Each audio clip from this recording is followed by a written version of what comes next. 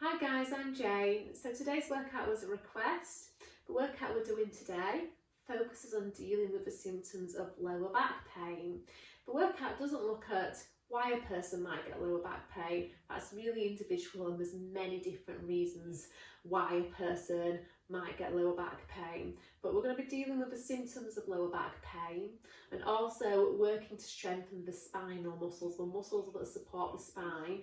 So that's long-term management, and over time doing these exercises, building up the strength in your deep spinal muscles will lessen the severity of your back pain. So just make sure guys that you are looking after your body all the way through the workout and you're choosing the option of the exercise that feels kind to your body. So I'm going to give you things to watch out for as we go through the workout, and hopefully that'll guide you to choosing the correct option for your body. I'm going to be using the massage ball today. I bought this from Sissel, and I also buy massage balls from Pilates Mad as well. This is a soft ball, so it's going to be kinder to my body than a hard ball, but you can do the exercise with a hard ball as well. So I would like you to use your arms just to guide yourself down onto your mat. And then once you're down on your mat, just spend a few moments organising your posture. So I want you to make sure that your heels are in line with the sit bones. You've got the same gap between your knees as you have between your feet. Check that your eye gaze is forwards at the ceiling in front of you and your rib cage is contacting the mat. Now, if by bringing the ribs down onto the mat, it causes the shoulders to round forwards or the head and neck to tip backwards, you would need to put some support underneath your head. So that could be a towel or a small cushion. So when the head is a little higher than the rib cage, it encourages the rib cage to sink down into the mat, which allows you to use your abdominals better. So once we've organised the rib cage, I want to check that your pelvis is in neutral. So just check that the 3 bones at the front of your pelvis, your 2 pelvic bones and your pubic bone are level. So I talk a lot about the pelvic triangle. So just placing that triangle over those 3 bones and then just check that those 3 bones are level and your triangle is square to the ceiling. So if by placing the pelvis in its neutral position, the ribs come away from the mat, again that would be a reason to put something underneath the head. So if those ribs are coming away from the mat, it's going to cause an excessive arch in that lower back, which could contribute towards worsening that lower back pain. So it's really important those ribs are down when the pelvis is in neutral. Okay, so for me, core strength starts with correct breathing. So we're going to choose a breathing pattern called lateral thoracic breathing, which means sideways breathing into the ribs. So you're going to put your hands on your ribs and just start to breathe deep and fall into the back and into the sides of the rib cage. On your in-breath, you're looking to feel a sense of your rib cage expanding out to the side walls and into your hands. On your out-breath, you're looking to feel a sense of your rib cage narrowing and drawing away from your hands. So breathing into the ribs simply allows you to use your deep core muscles to support the spine. If you breathe into your belly, that can relax the abdominals, and relaxed abdominals do nothing to support the spine. So on your next out breath, I want you to use it to find your pelvic floor muscles and your deep abdominals. So as you breathe out, feel that you're gently pulling up between your legs and then you're drawing your navel into your spine to feel a narrowing of the waistband. So as you pull up and draw in, there should be no movement in the pelvis. That triangle should still be square to the ceiling. That space between your lower back and the mat should remain the same. Now focus on sending your breath in your ribs above your belly button so that you can maintain the control of your deep core muscles. Now, in terms of how much effort to put into engaging those deep core muscles, less is more. So your deep core muscles are your torso stabilizers, and your stabilizer muscles are designed to work at low efforts because they have to stay engaged all day to support your posture.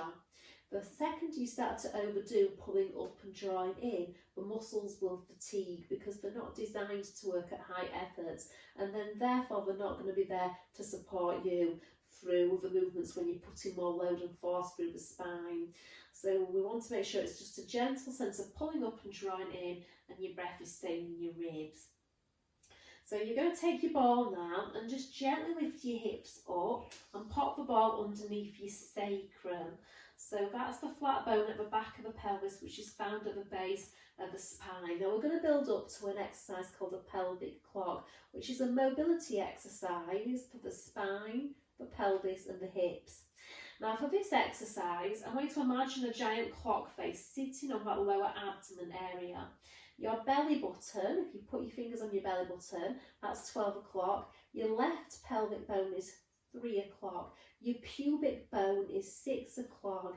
And your right pelvic bone is going to be 9 o'clock. So just give yourself a moment to visualise those numbers of your clock face. Now on your out breath, I want you to gently rock your pelvis backwards, tipping to 12 o'clock. On your in breath, rock your pelvis forwards, tipping to 6 o'clock. So carefully working between 12 and 6, choosing a range of motion that feels respectful for your spine.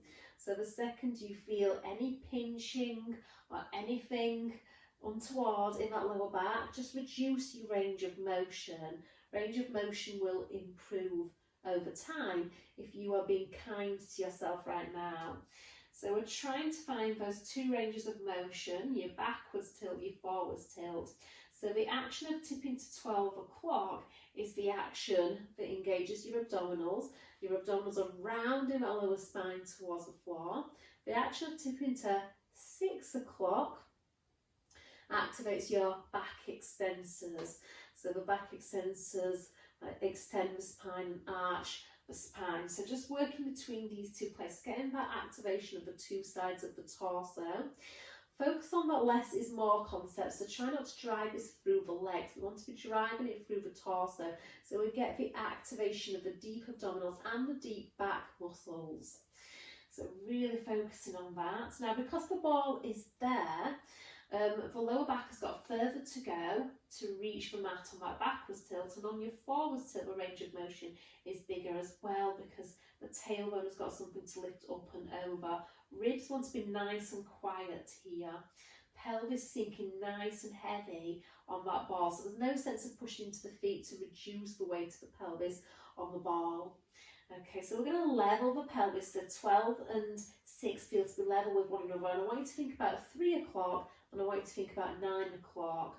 So we're going on your next out breath, you're going to gently tip to 3, and then on your in breath you're going to tip to 9. So just working between 3 o'clock and 9 o'clock. Okay, so that's all we're doing here, and again, less is more.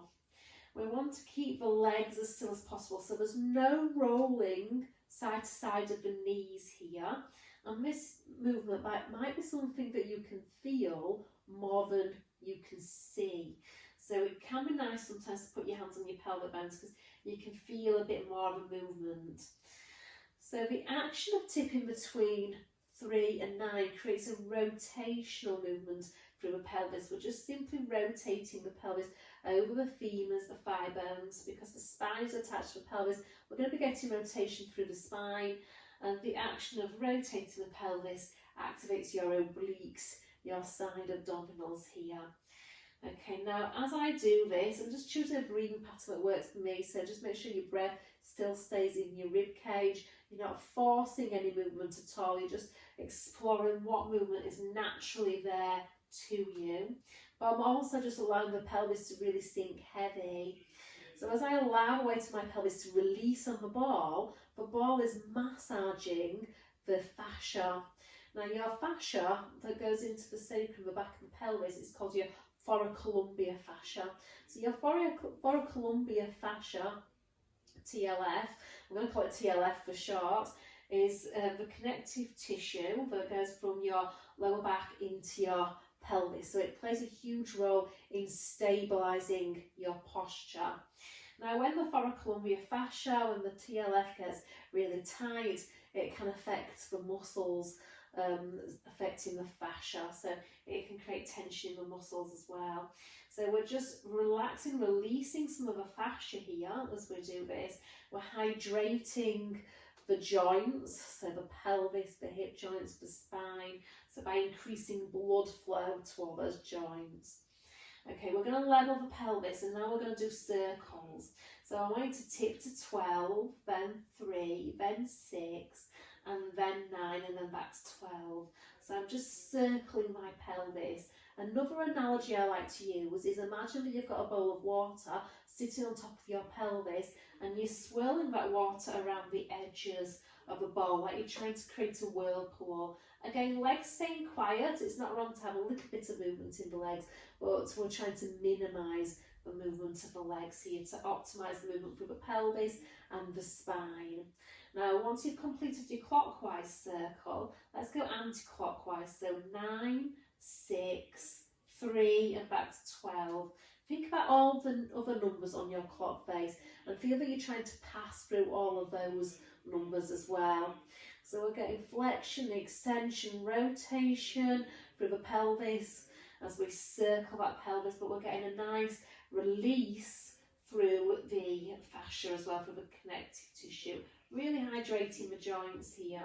Trying to keep the neck relaxed, trying to keep the arms relaxed as we circle the pelvis. Okay, so we're going to make this the last one. Hopefully your circles were nice and smooth in each direction, but if you are inhibited in your movement, your circles might feel more oval or a little bit chunky, a bit more square-like. And over time, as you practice that, smooth it out and get a bit more, a smoother range of motion through the pelvis. Okay, so you're going to take your feet wider now. And again, we don't want those knees to be rolling in. Take your arms wider, and then I want you to just allow the pelvis to shift to the side and then shift to the other side. So we call this a translation.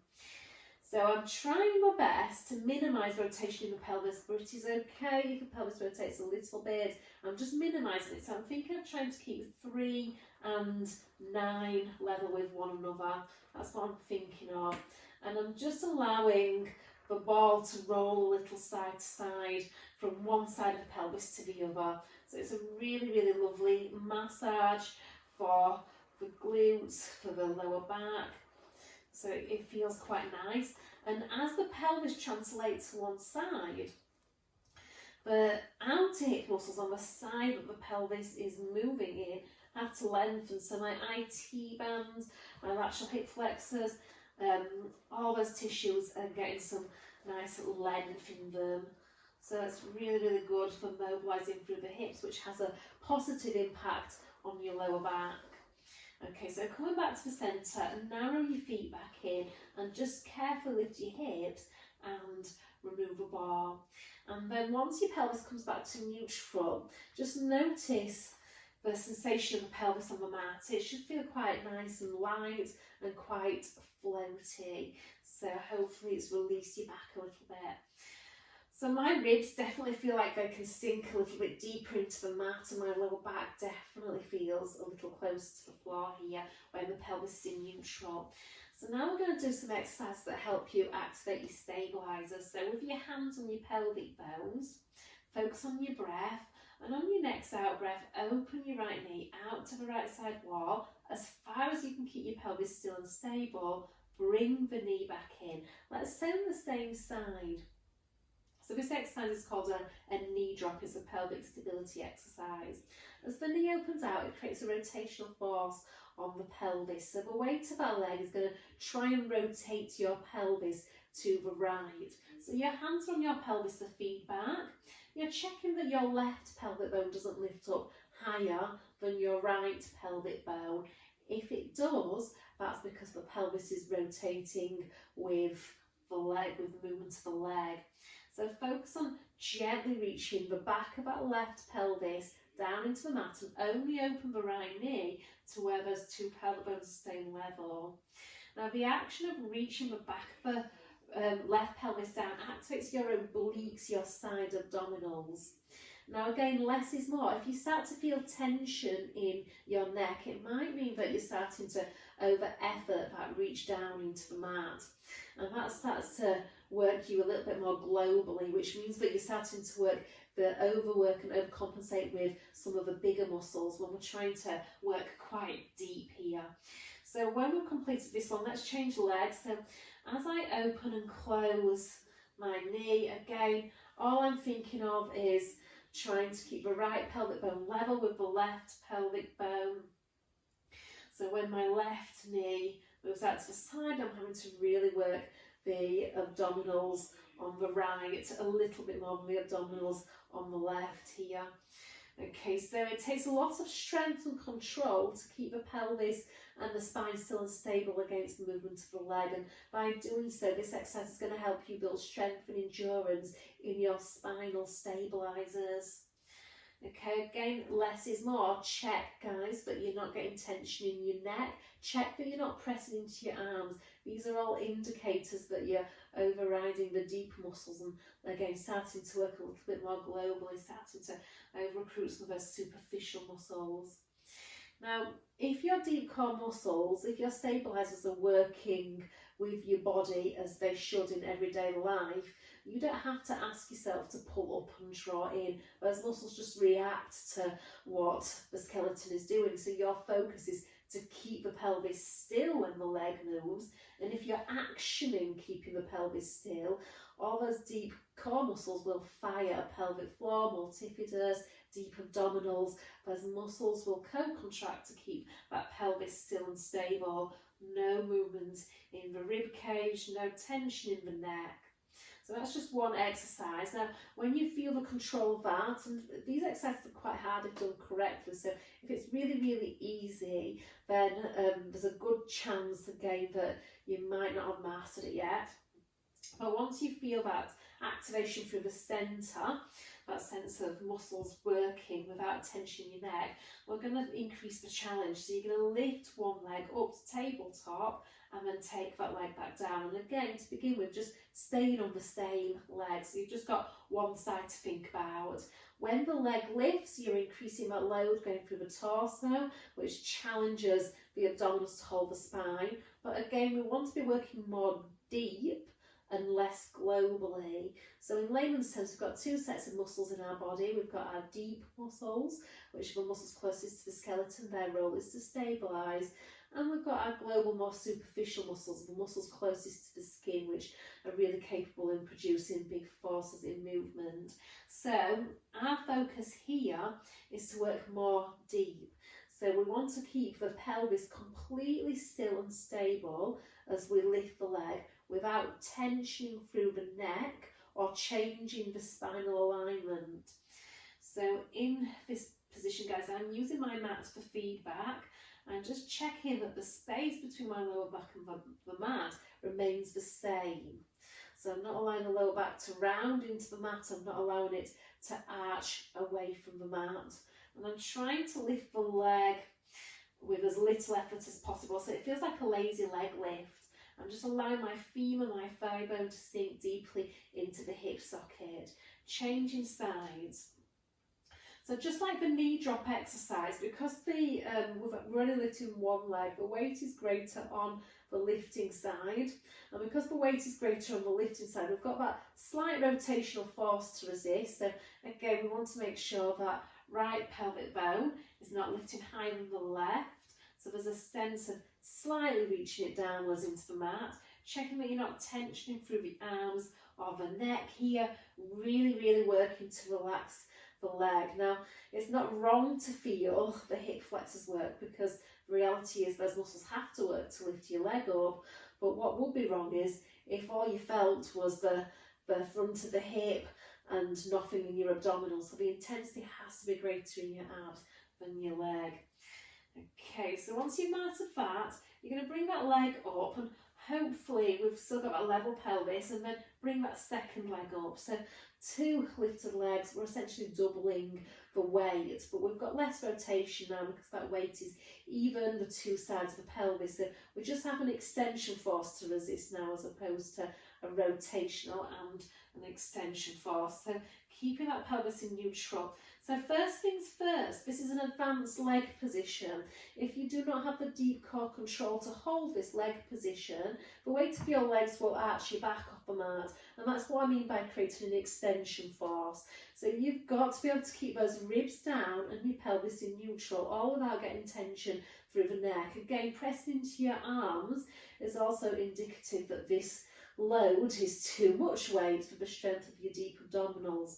So you would go back to those previous exercises until your core control has improved. So here, if we've got that core control, you could lower one leg down, lift that leg back up, and then changing sides, and just really listening to your body, staying in tune with the parts of your spine that are contacting the mat and the parts of your spine that aren't. So we're checking that there's no change. We want to feel the downwards energy of the ribcage, the downwards energy of the sacrum, but keeping the length of the spine, all without tension in the neck, the shoulders, or the arms. So choose the range of motion that allows for all those things. Now, if you've got the control, as you build strength in those spinal muscles, lower the two legs down and then the two legs back up. So as the legs reach away from you, as your thigh bones reach further away from the torso, again, the weight of the legs start to pull on the spine, which further challenges the abdominals to hold the spine. So it takes much more strength from your stabilisers. Choose the range that the neck is released, and that's hard. The shoulders are completely relaxed. There's no effort in your arms. Okay, and then lower the legs down. And then we're going to focus on rib cage closure.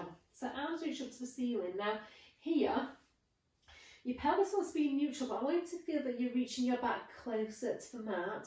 And I want that to come from the rib cage, and that's what that is referred to as closing the ribs. So the downwards energy of rib cage, or that sense of sliding the front bottom ribs down towards the top of the hips. We call that term closing the ribs.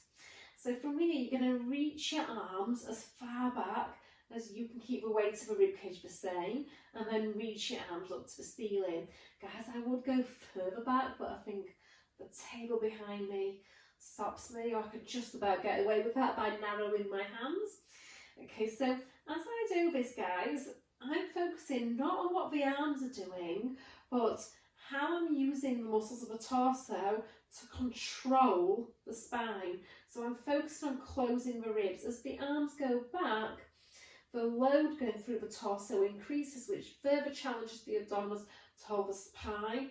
So again, I'm trying to feel that sense of the ribs sliding down towards the top of the hips, but this coming from the rib cage and not from the pelvis.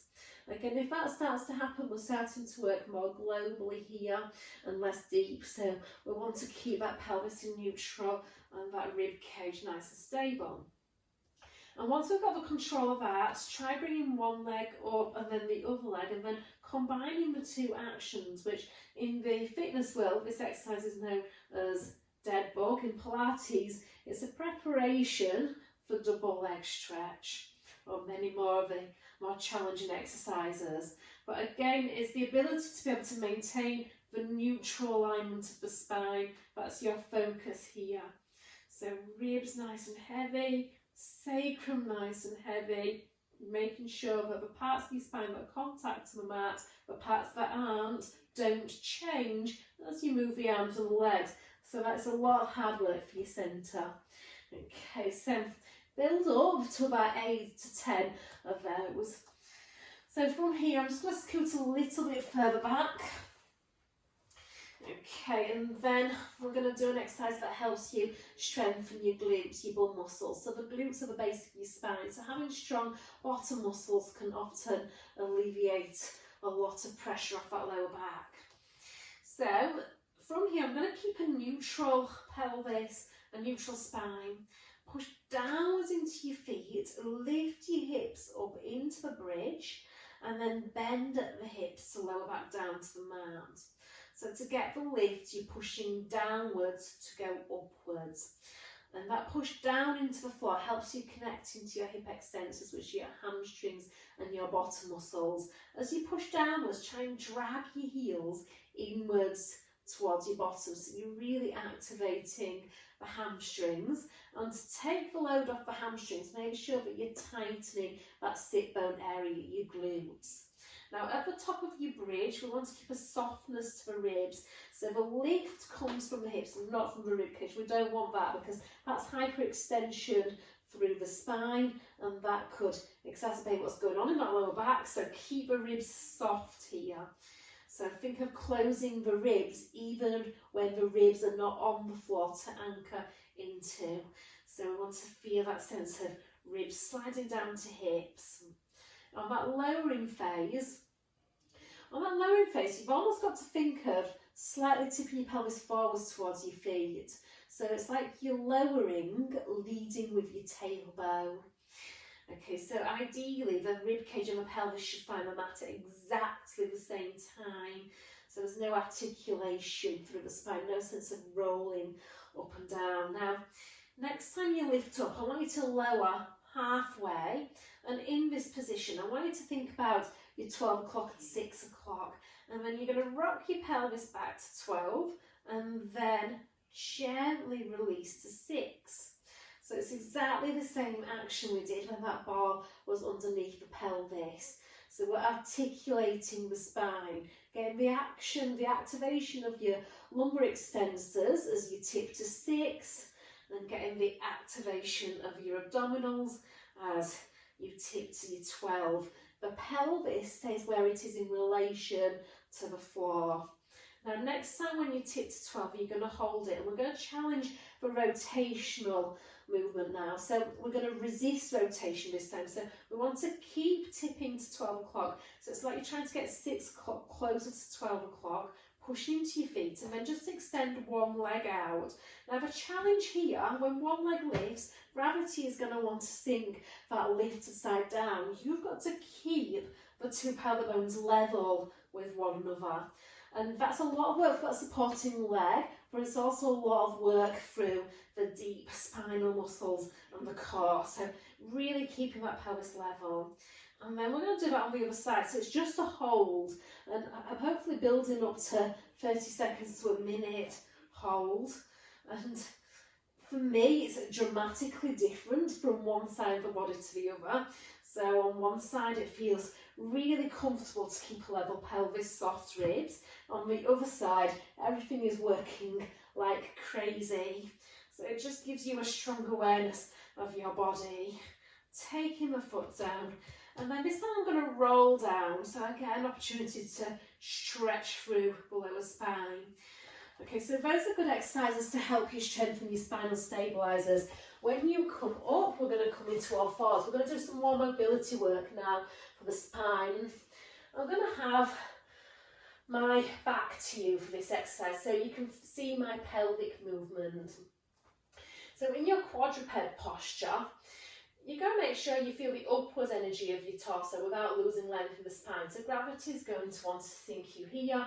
Make sure that you're lifting the chest, the ribs, the belly up into the spine, but I want you to feel that you're reaching the head and the tailbone oppositionally. Now keep the rib cage, neck and head completely still, and then on your out breath, curl the tail under to round through that lower spine. Use your in breath to lift your tail up to the ceiling and arch through the lower spine. So again, we're doing the same movement here as we did when the ball was beneath the pelvis. It feels different in another posture. Focus on keeping the ribs, neck, head still and stable. So you're really isolating the movement to the pelvis and the lumbar spine. That's it. And just trying to feel that abdominal activation again and the back extensor activation with no pain in either direction. So you might feel a little bit sensitive to the stretch and the contraction, but we don't want the pain to be any more so than it already is. So choose the range that allows it to feel kind to your body. Find neutral. So in neutral, you're now going to lift your right pelvic bone upwards towards your right ribs, level the pelvis, and then change sides. So we're now doing a lateral tilt to the pelvis. In Pilates, we sometimes call this a hip hike, where one waist lengthens, the other waist shortens.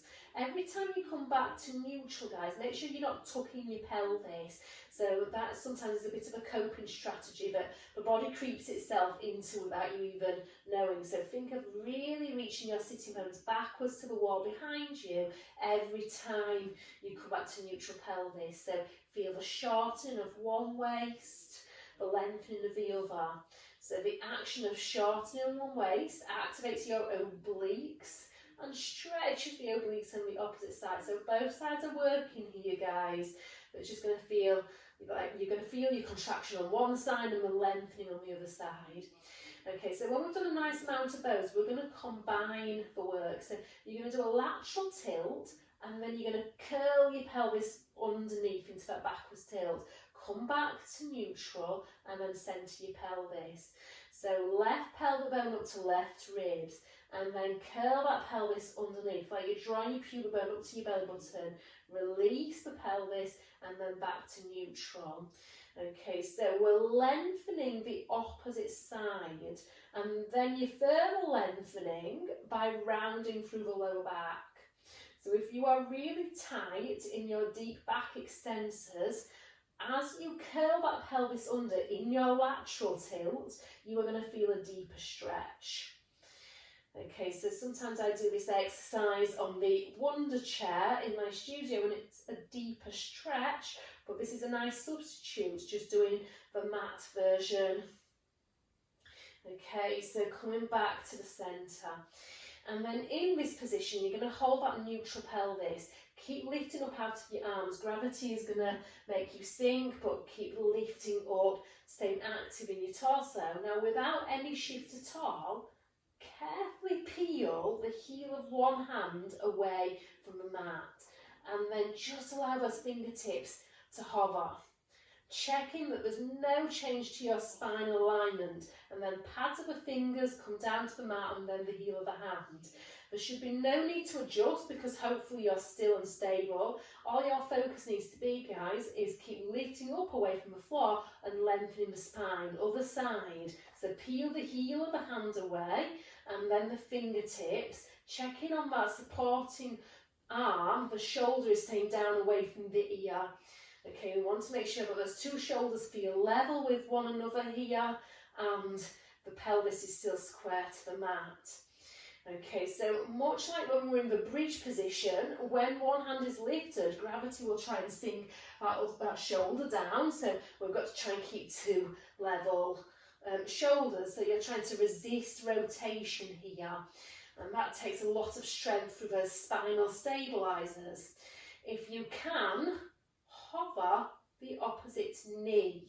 So I'm pulling the knee inwards so it can clear the floor, trying to balance. And then take the hand and the knee back down, still trying to lengthen the spine, supporting shoulder down, hand first, and then can everything remain the same when that opposite knee lifts? Okay, so remember guys, your stabilizers work best in reflex situations. So I am putting my skeleton in an unstable situation and my stabilizers have to respond to that to balance. So these exercises are really wonderful for strengthening your deep stabilizers, providing you're able to keep the skeleton controlled and still when that lift happens. Sit back onto your heels, stretch out, and then rolling up. So we're going to do a little bit of mobility work through the hips now. So in this position, what I'd like to do, well, to begin with, we'll do the traditional hip flexor stretch, because when these muscles are tight, because they go into your back, they can also compress your spine, your lower back, and give you back problems. So I've done this stretch on quite a few of my videos, front knee over the ankle, in line with the second and third toes, and that back knee is slightly behind the hip already, so that thigh bone is pulling back in its hip socket and the front of the hip is in a lengthened position. Hips nice and square and level so you're not hiking and sinking into the hips. And then just allow your hips to sink a little closer to the floor, travelling down to that heel and then pushing back. So I'm just doing a few of these, squeezing that back glute to really open up through the front of the hip, relaxing the shoulder, hopefully making sure, guys, that there's no arching through your lower back here. We're just extending through the hips. Okay, when we've done that a few times, I want you to take the leg out to the side now. So we're going to external rotation of the hip. So inner thighs, hip flexors Inner thighs now are really lengthening, hip flexors are in a lengthened position, really open through the pelvis. And we're going to do the lateral version of this exercise. So you just align the knee to bend in line with the second and third toes, but the hips are still lunging towards the heel. So I'm feeling the stretch now more in my inner thighs. I'm even using my hands to push the knee out. All these muscles can change the way we use the hips and therefore can be problematic for that lower back. Okay, and then when we've done a few of those, I want you to extend the leg out to the side and then come into all fours. And it might be best for me to show you this from the side. So the leg is extended out to the side. And then from here, you're going to hinge your hips backwards and then forwards. Now, as I hinge my hips back, I'm rotating my ankle up to the ceiling. So the leg that's straight, I'm turning those toes and that knee upwards. Really getting into the inner hamstrings and the inner thighs. Hips going back in a straight line, trying to keep a nice straight back. This is a really deep stretch. Okay, and then bending the knee back in and then coming up. So we're going to do that again. So I'm going to start on the other side. So knee over the ankle in line or the middle of the foot, and back knee slightly behind the hip and spine straight, and then just lunging those hips, pushing back through that front foot to ease out of that stretch. So it's a nice dynamic stretch, which means that we're taking the muscles through a range of motion. We're lengthening and we're shortening, trying to keep that nice straight line in the spine as well. Shoulders relax. I'm really working on stretching through the front of the pelvis, squeezing those glutes. And then we'll do the lateral version. So taking the leg out to the side. If you're challenged for balance here, do it next to a wall. So the wall will help you. Give myself a bit more room. So same thing, knee bends in line with the second and third toes. Okay, so try not to send your bum backwards. So we don't want that where the body goes forwards, the hips go back. Try and keep yourself nice and upright. So really getting into those inner hamstring muscles here. So you might even feel this on both sides as well, because I'm tighter in the right hip than I am the left. I am feeling a bit of a stretch through that hip too. Okay, and then last but not least, take the leg out to the side, come into all fours, and then as you send your hips back like you're doing a child's pose, rotate the leg out and then forwards, out and then forwards. Okay, so I'm externally rotating the leg from the hip here, and I'm just focusing on my bum going backwards in a straight line and then forwards in a straight line. Turning the toes and the knee up to the ceiling. Okay, and then coming back into all fours. So in all fours, we're going to just continue a bit more spinal mobility work. So we should be starting to feel a bit looser in the hips, looser in the spine. And we're going to go into a cat now. So curling the tail under to round the lower spine, lift the back ribs, chin to chest, looking at your belly, feeling the rounded shape at the two ends of the spine, and then coming back to neutral. Okay, we can gently lift the tail up and lift the chest up here as well. So we're working the opposite direction. We're going into extension of the spine. So just working between these two places. Hopefully your spine is a little bit more willing now to move in the two directions. So I'm going to do this one more time, just trying to feel that strong abdominal contraction on the rounding of the spine, and then that back contraction on the extension of the spine, abdominal still supporting the extension. Okay, coming back to neutral. So from here, we're going to go into some lateral bending of the spine. So you're going to hike your hip up into the waist, look over your shoulder. It's as though you're trying to see your tailbone, and then come back to the centre and then change sides. So as you do this, you want to feel how one side of the waist is shortening, one side of the waist is lengthening. This is a bigger range of motion than when we isolated this to the pelvis, because now I'm getting movement in my rib cage, Now I'm getting movement in the head and the neck. So guys, if the rib cage part of the spine gets a bit sticky, that can also give you lower back problems. If the part of the spine that runs up the rib cage is inhibited in any way, then we start to excessively move through the lower spine. So it's important that we mobilise beneath the lower back and above the lower back, and hopefully that will give us some freedom in that lower back. Now we're going to go into a bit of a circle, so you're going to start to circle your spine now. So you want to just feel that you're circling your spine in all the directions it's capable of going in. So I'm just trying to feel the rounding, the side bending, the extending of the spine. Okay, it does not matter, guys, if you get this a little bit wrong and it feels less like a circle and you're just moving in any direction. What's important is your spine is moving. We're going to change direction. So looking under and then looking over, coming back to the centre. Again, just trying to feel a nice circle here. That's all we're trying to do. And just really trying to reach in any of the tight spots as much as you can. And I'm going to do this last time, coming back to the centre, neutral, and then sitting back onto your heels. Okay, so we're now going to come onto our bellies.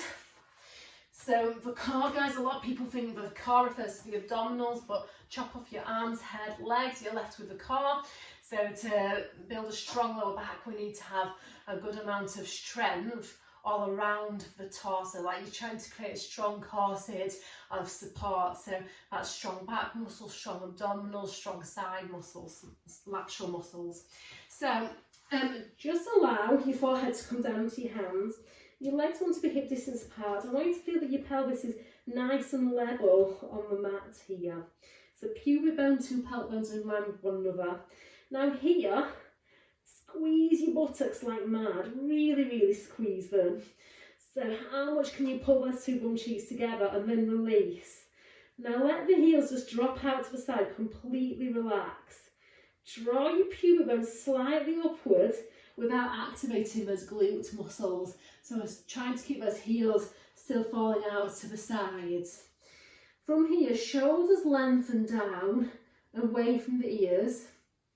And then from here, you're going to hover your head off your hands and then just start to reach your chest forwards towards your hands and up to where the wall meets the ceiling. So you're creating a back bend in your thoracic spine, the ribcage part of the spine. Let your chest come down, let your forehead come down last. So lengthen the shoulders away from the ears. Almost feel like you're dragging your elbows backwards towards your feet to traction your spine more forwards and more upwards. And then slowly coming back down, your head should be last to find the floor. So your range of motion should be as big or as small as your last rib stays on the mat. So you're really isolating this movement to the rib cage part of the spine. And the higher you lift your upper back, the more control it takes in your abdominals to stabilise your lower back. So as the chest goes forwards and up, we want to be subtly drawing the pubic bone up towards the belly button. But guys, what this isn't is a full-on backwards tilt to the pelvis, because if you're over-tucking, this is dysfunctional. We don't want to create bad movements through that lower back. We just want to counter sinking the lower back as we lift the upper back. Now, what's important in the early stages of retraining movement patterns in your body is you are not squeezing your bum cheeks. Okay, so when you lift your upper back, do you have the ability to isolate this to your upper back extensors without activating your bum and your lower back? It's having the ability that matters. Yeah, because lack of strength in the upper back extensors will cause a person to over-recruit the lower back muscles, and over time that creates excessive motion in the lower spine and excessive wear and tear. So we want to make sure that we're really distributing those extension forces nice and equally through the spine. Now, glute is still relaxed, pubic bone still drawing up, can you bring your forehead to your hands without dropping your spine?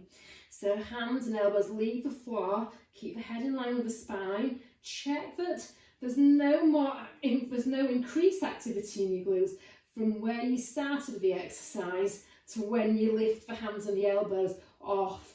Okay, so we should be really feeling this in the back of the rib cage. The hardest bit for me is learning to relax the glutes and the lower back. So that's the hardest bit.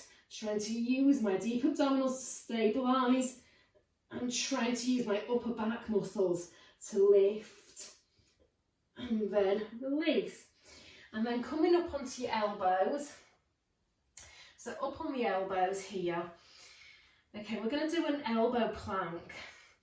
Depending where you're at with your back issues. So if you've got a really delicate lower back, coming up here straight away might be a big ask, because that can put the lower back into a lot of compression. So your plank, which is what we're about to go into, might be forehead on your hands, pulling your tummy away from the floor. So just hollowing your abs away from the floor, creating enough space for a little army of ants or a little mouse to creep underneath your belly without that mouse getting crushed. So that might be your version of a plank. Another way of approaching this is to do it from all fours. So coming into all fours and then coming down onto your elbows and then walking your knees back, which is a slightly kind of option to the transition that I've just been in, I've just demoed. So shoulders lengthening away from the ears, lifting your chest bone upwards away from the mat, trying to create space between your shoulder blades. Okay, we want to have the ability to slightly draw the pubic bone up to the belly button, the same as when you were just doing your back bends. Okay, so activating those abdominals to support our lower back. Okay, so this is a really great exercise for strength training, transverse abdominis. So holding it here. Now, if you build your endurance up here and you feel the intensities in your abdominals and not your back, then tuck your toes under and lift your knees up off the floor. So it takes more strength in the abdominals to stabilise your spine, because now your hip flexors are in a lengthened position. That's going to create an extension force through your spine. Gravity is also creating an extension force through the spine. So your abs have to overcome the inflexibility of your hip flexors if they're tight, and the downward challenge of gravity. So strong abdominals here, lifting that chest up. Okay, if you build your endurance up and you want to challenge it more, doing the hand plank. So same thing. Now over time, as you get stable, try and do shoulder taps without changing your spine. So your hand comes to opposite shoulder. But what we don't want is a shift here. So again, it's very much like the opposite hand to knee hover. Shoulder is down, engage every muscle in your body and try and keep that spine as still as you can. Okay, so those are hard and they're definitely something to build up to. And again, it's about listening to your body, choosing the option that allows you the most control. So we're going to stretch the QL muscles now. So we're going to build up to a stretch in the QL muscles. So the QL goes from the bottom of the top of the pelvis to the bottom of the rib cage. And these muscles, when they are tight, they can bring the pelvis and the rib cage close together, which can compress the spine. Okay, so stretching these muscles that run up the two sides of the spine is going to have a positive impact on your back. So we're going to start off with the legs in a diamond position, so soles of the feet together, knees just dropping out to the side. And then from here, just reach your arms out, and what I'd like you to do is just gently tip yourself onto your right hip. Right hand comes down onto the mat. Stretch the left arm overhead. And then you're going to reach that left hip downwards as you stretch the left arm in the opposite direction. and then lift that hip again. You can even bend the elbow. So as I extend the elbow, I'm reaching the hip down and I'm trying to feel that oppositional force between the arm reaching in one direction and the hip reaching in the opposite direction. So that's the purpose of this. So once you feel the opposition, and you should feel a nice stretch through the waist, and some of you might already have it in the lower back, then you're going to rotate your chest bone downwards to face the floor without losing that opposition. So you're thinking of arm and hip reaching in opposite directions. Untwist and then release. Bend the elbow, lift the hip. 2 more. So this is a really, really good stretch for right into that lower back. You might also feel this in your lats as well. So when your lats are tight, the lats go into the thoracolumbar fascia. So that can make the TLF really, really tight. So stretching the lats is a good thing as well. Okay, so we're going to do this on the other side. Okay, so just make sure you've got enough room. Okay, walk your hands away, tip your weight into your hand, lift the opposite hip, and then from here, arm and hip reach oppositionally, and then lift the hip as you bend the elbow. So really focus on anchoring the sit bone down. I am not bothered if the shoulder lifts up to the ear, because this is not a stability exercise of the shoulder. We're just trying to stretch through those tight spots in the lower back. Once you've got that opposition, you stay there and you rotate. So keep that opposition though. So sit bone anchored into the mat, arm reaching on the opposite diagonal, untwist and then release, and then just 2 more. So really trying to traction that rotation as well. So I'm pressing down into that back hand and I'm using that to traction that rotation a little bit more. So stretching a bit deeper. And then untwist and then release. Okay, I hope that's helped you, and I hope your back is feeling a little bit better after some of those exercises. As always, listen to your body. If you've been given advice by a physio or a doctor, make sure you follow their advice first and foremost. But a lot of those are gentle exercises, and just make sure that you're working in your pain-free ranges. Guys, if anyone else has got any requests or there's anything I can help you with, please let me know. And yeah, hopefully guys, some of you will be joining me in some of my Zoom classes that you will find on my website, Live Breathe Pilates. Thank you, bye.